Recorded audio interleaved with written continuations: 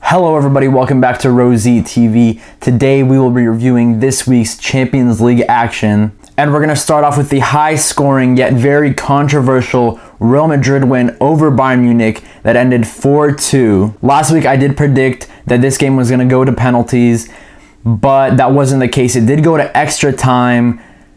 However, Bayern Munich had a extra time collapse, aided also by the referee. The referee in this game had an absolute nightmare. There were so many calls that should have been called. There was a lot of goals that should have been disallowed. The first half was extremely tight. It ended 0-0, and it really looked like it was going to be Real Madrid who were going to prevail in this game, maybe snatch a 1-0 lead or something like that, because Bayern Munich still needed 2 goals to actually beat Real Madrid. But soon after the second half started, Lewandowski put away his penalty after Robin was fouled by Casemiro in the box. It was a correct penalty decision. I know some people are complaining maybe it wasn't a penalty, but Casemiro clearly fouled Robin, and at this point Bayern Munich had a lot of time to get that second goal and eliminate Real Madrid. In my opinion, Casemiro did have a great game, but at the same time, I feel that he should have been sent off.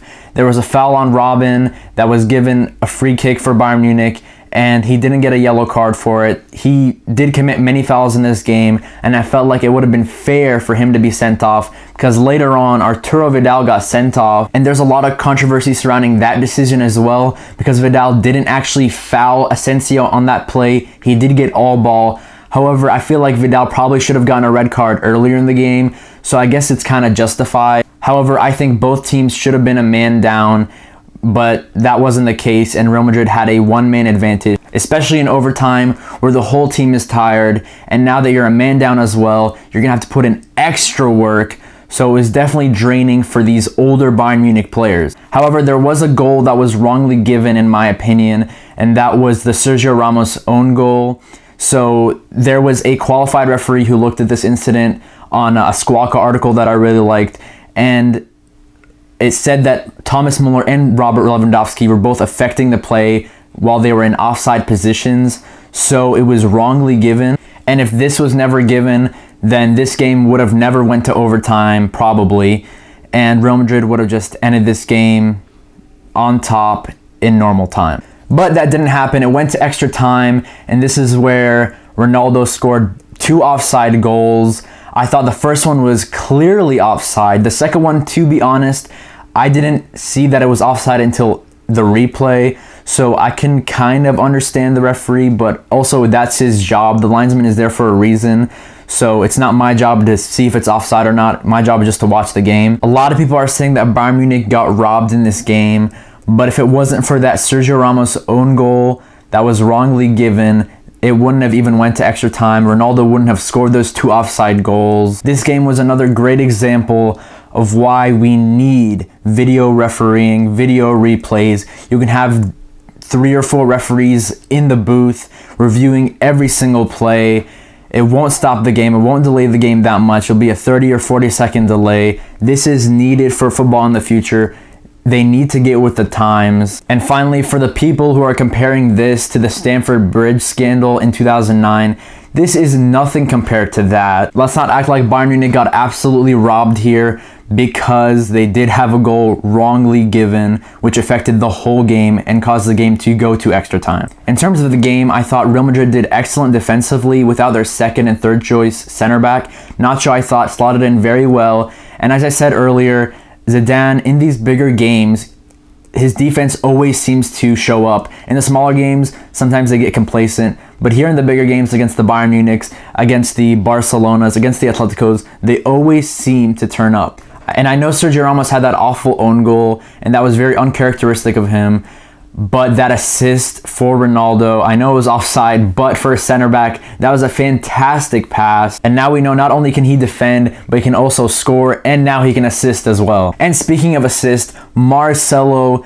absolutely tore the Bayern Munich defense in half with that run. Marcelo's been doing it for years, but I think right now he's at the peak of his power. And I thought this game was the competition between 2 of the best left backs in the world, Marcelo and David Alaba. And for me, it's really hard to say. I know Alaba is a little bit more versatile. He can play center back, he can play in midfield as well. But Marcelo as a left back, I don't think anyone in the world can top him. As for Bayern Munich, I thought Franck Ribéry did very well on the wing. He was kind of their creative hub from the left flank. But when they took him off, Douglas Costa he seemed isolated. He couldn't really get past anybody. And it's kind of a shame because under Guardiola last season, Douglas was so good and he looked like he could possibly start for Brazil in the 2018 World Cup. But as of right now, he can't really displace Ribéry in that team. I thought Vidal, for large portions of the game, he was very good. And I know he got sent off. But I think the big problem here is that he loses his head way too much. I mean, he's an older player now. He has to be looked at kind of like a leader. He's definitely a veteran, and veterans don't make silly fouls. I mean, I don't think he'll ever learn. He's been doing this ever since his early Juve days. As for Ronaldo, I know he scored a hat trick where it wasn't the most glamorous. 2 of his goals were offside, but I think it's time for him to be playing a different role in this Real Madrid team. He doesn't have the same pace and the same ability to take on players like he did in his early Real Madrid days and his days at Manchester United. So maybe it's time for Zidane to play him through the middle as just a straight up number 9. I mean, we've seen he's one of the best goal scorers of our generation and of all time. So maybe it's time to play him there at number 9, and with maybe Hazard coming in the summer, you could play Hazard on the left and Bale on the right. That could be a deadly trio. I mean, he already swaps places with Benzema a lot during the game, so might as well just keep him there at number 9. And now on to the second game of that day. It was Atletico Madrid-Leicester. Atletico Madrid drew with Leicester at the King Power, 1-1, with Saul and Jamie Vardy getting on the score sheet. Now the aggregate score here is 2-1 for Atletico Madrid, and while that doesn't seem like the biggest scoreline for a European powerhouse against a mid-table Premier League team, that's just the way Atletico Madrid play. So I still think they are still one of the favorites going into the semifinals, and I'd love for Simeone to possibly win a Champions League trophy because of the fact that he's made it 2 years into the final and he got beaten 2 times against Real Madrid. So maybe a Madrid derby in the semifinals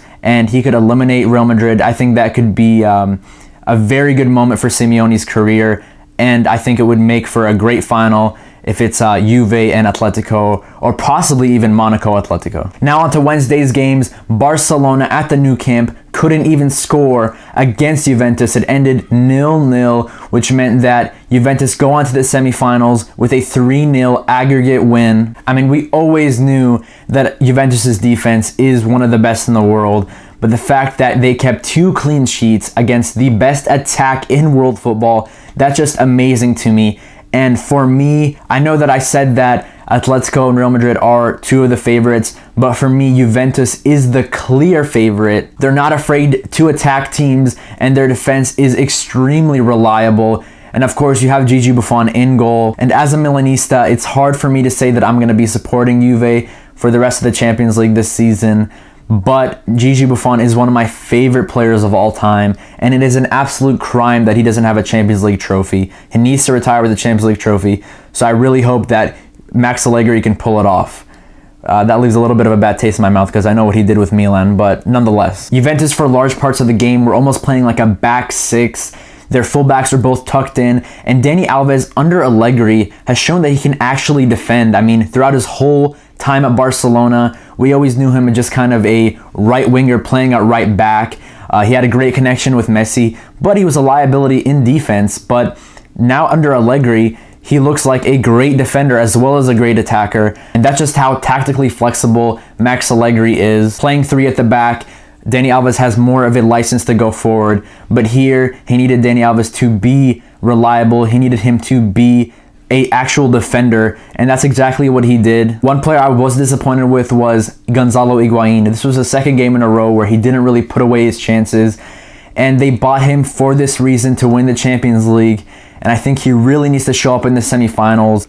Big players show up in big games, and Gonzalo Higuain is one of the best players in the world, so he definitely needs to show that on the biggest stage. As for Barcelona, I thought Neymar had an excellent game. Dani Alves largely kept him at bay, but in terms of his dribbling, he was fantastic. He completed 15 out of the 22 dribbles that he attempted, and I think he was the only one out of that front three to actually shine in this game. Suarez was very quiet. Messi did miss one or two very good chances for Barcelona to get back into this game. And now his 3 attempts against Gigi Buffon, he has never scored a goal against him. Finally, the last game we're going to talk about is Monaco's 3-1 win against Dortmund at the Principality. I predicted a 3-2 win for Monaco, so I was very close. The goals came from Mbappe, Falcao, Germain, and Marco Reus. Mbappe has scored 5 goals in the 4 games he's played in the knockout stages of the Champions League. He's only 18 years old. The ceiling is so high for this kid, and I'm going to be really interested to see what he's going to do in the semifinals of the Champions League. Falcao also has a great record in Europe. He has 45 goals in 50 European matches,